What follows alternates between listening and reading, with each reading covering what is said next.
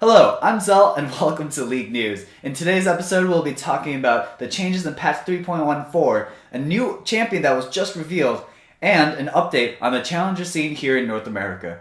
It already feels like forever ago since Season 3 ended, and when SK Telecom T1 lifted the Summoner's Cup in front of millions of viewers. Now, to usher in the preseason, Riot has just released patch 3.14. Let's take a look. Patch 3.14, or as I like to call it, the Pie Patch, is no joke and is extremely long. There are some key features I'd like to point out in this patch. Most importantly are the changes to vision and how it works for Summoner's Rift. Each player has a trinket slot that can be used to either use wards, or reveal a nearby location. Each player also can place only up to 3 wards at a time in hopes to make warding a team effort. Each player can only place 1 pink ward as well, although pink wards are now permanent and also no longer stealth. We've seen in Season 3 how the vision battle can really snowball a team ahead. With these changes to the vision, it'll be interesting to see how this will affect competitive League of Legends. Huge changes have also been made to supports. Gold per 10 items are now limited so that you can only have 1 gold item at a time. Gold items now have upgrades that improve their gold per 10 value and some other nifty stats. Furthermore, many of the traditional support champions now have AP scalings on their utility. This means that the more AP you have, the longer your CC duration. Jungles are also in for a spin due to the jungle changes. First off, the jungle has a new camp. Welcome to the jungle, White. Secondly, each jungle camp have associated levels. The level of jungle creeps are based off the average level of champions in the game. The jungle level will determine their battle stats and gold value for killing them. Smite has also been changed to lower the cooldown, but also lower the damage as well. Riot's hopes are that the new changes will allow carry junglers to come back into the scene. Other changes include how inhibitors work and how destroyed towers work as well.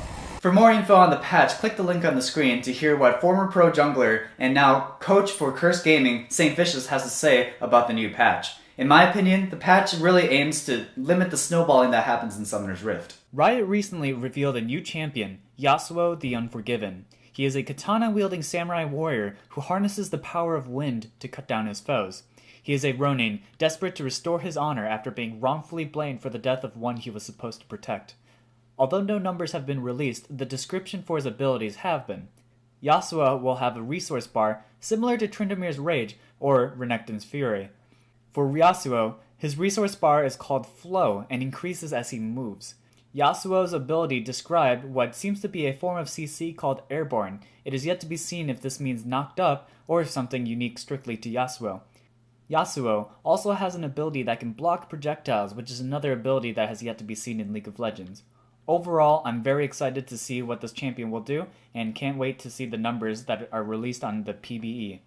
To wrap up this week, let's look at how the North American challenger scene is shaping up. First, in the ALCS, or the Amateur League Champion Series, Quantic Gaming and Curse Academy have topped the table. Here's what the table is currently.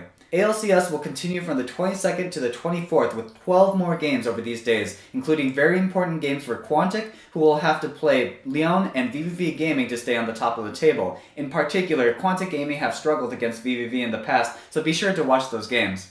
ESL will be getting into its 6th week. Last week, we saw Quantic win against both Curse Academy and To Be Determined in a strong performance where Quantic only dropped a single game in both best of 3s. Here's what the table looks like currently. ESL will also continue from the 22nd to the 24th, with Curse having to play their sister team, Curse Academy. Curse Academy needs to find some wins, or they may fall into the eliminated bracket where Team Tempest and Velocity Esports currently sit. It is yet to be seen what Velocity Esports will do, having recently released their entire active roster of Chris, NK Inc., From Maple Street, and Evaniscus. Remember that only the top 6 teams make it into the playoffs, and with the standings so close at the bottom of the table, these next matches will really shape the playoff picture for ESL. NACL just finished off an exciting week of matches where we saw Curse, Coast, and Complexity continue their strong performances against the other challenger teams, although Coast dropped their second game to an epic hour-long battle against Curse Academy. Here's what the standings look like as of today. NACL will finish its last week of the league starting December 2nd. Only the top 3 teams in each bracket move on to the playoffs. Currently, as the table stands, the Ancient Golden Conference seems pretty set in stone with Complexity, Curse Academy, and To Be Determined having strong records going into the last week.